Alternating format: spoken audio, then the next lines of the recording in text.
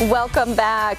Nobody knows the importance of donating blood better than someone who is alive today because of generous donors. Lucas Borges was in a terrible skiing accident and nearly lost his life.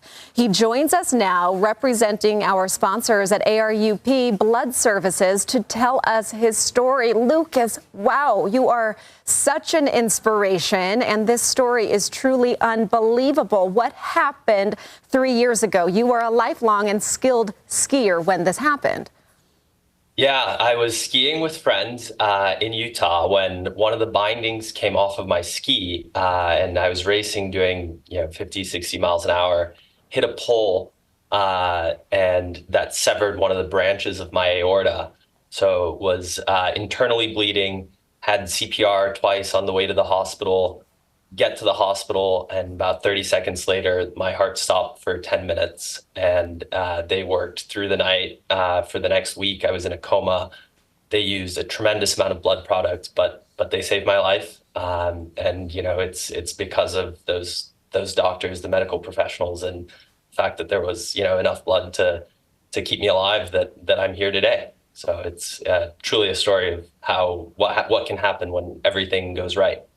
It's so unbelievable. And I think that hearing your story and really trying to imagine this, I mean, we've all been talking here in studio how it puts a whole new meaning on the need to donate blood. I mean, you hear that you were transfused with 85 units of red cells, 78 units of plasma, 14 units of platelets, and the university hospital used nearly every unit of products matching your blood bank that was available, that they even had on the shelves.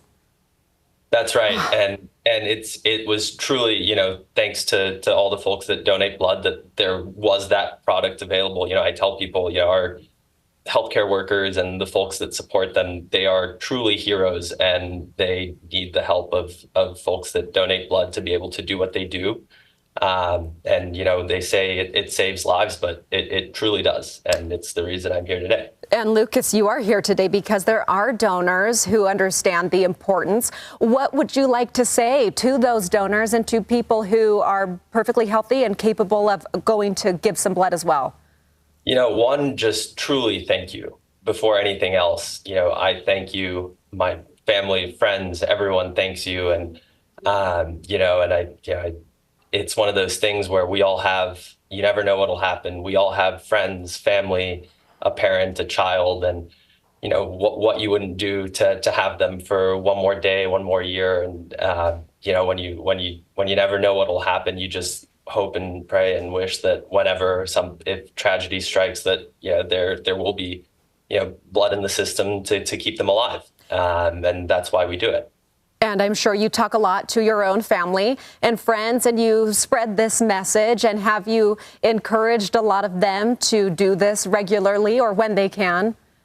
Absolutely. And, the couple of things I say is that, one, I get why, I get it. Some people might be uncomfortable with needles. I was terrified of needles before all this happened. And one, I'll tell you, it's really not that bad. And two, it really just saves lives. These folks,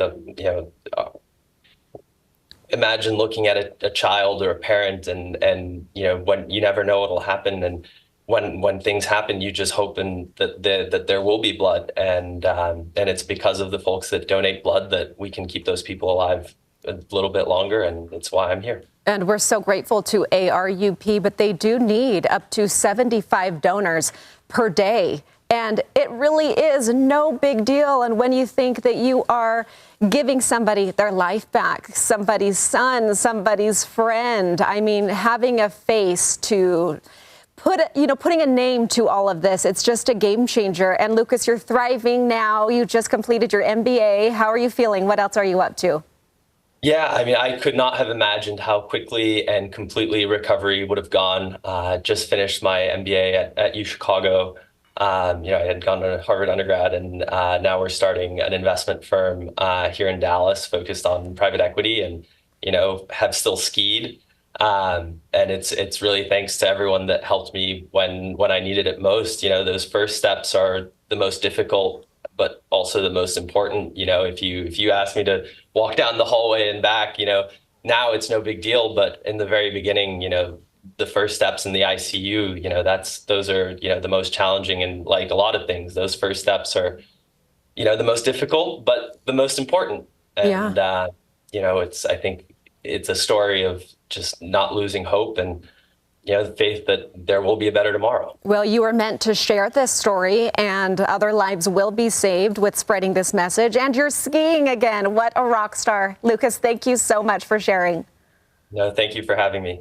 And thank you to A.R.U.P for this sponsored interview. Go